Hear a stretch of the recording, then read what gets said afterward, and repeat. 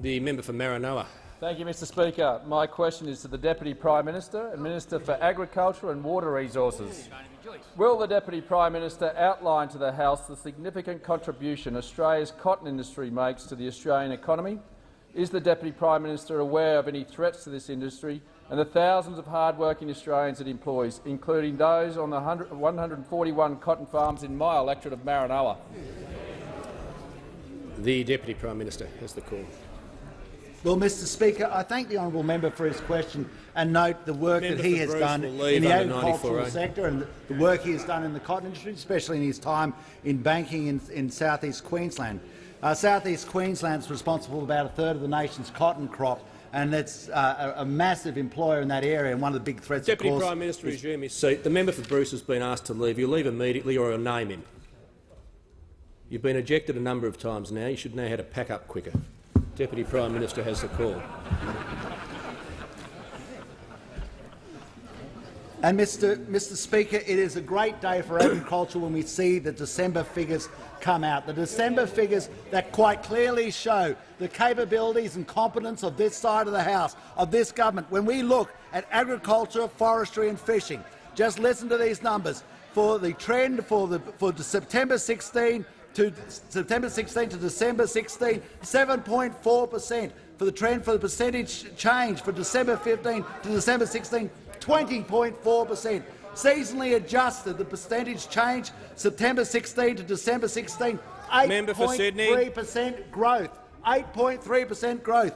Seasonally adjusted percentage change December 15 to December 16, wait for it, 23.7% growth.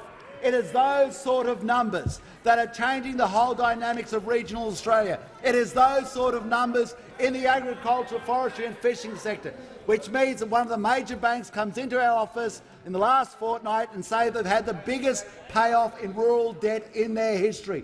This is what is happening under a competent government, and this is backed in by issues such as the dog fences. And what you say, why is that important? For people such as those who live at Boland or Cunnamulla, as we roll out thousands of kilometres of fences supported by this government, one of the biggest turnarounds in this quarter has been wool and sheep meat, where we've seen the price of wool go to record prices for about the last 30 years. This is a change around. And we hear that when the deriding comments by the Labor Party that says that their agricultural policy is a thought bubble. Well, it's a thought bubble with record outcomes, record returns for this nation. It is the essence of what a competent government does, brings a better return back through the farm gate, and that is precisely what we are doing, and that is precisely what is happening. And that's why we talk about record cattle prices, record meat sheep prices, a record back in wool prices. Everything's turning around, and that's why we can go to the Cedar Parks and see that the tax deductibility that we brought in on grain sheds,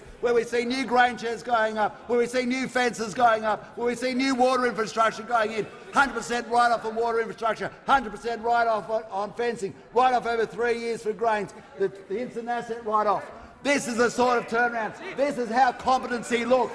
Competency looks like this. This is what competency looks like.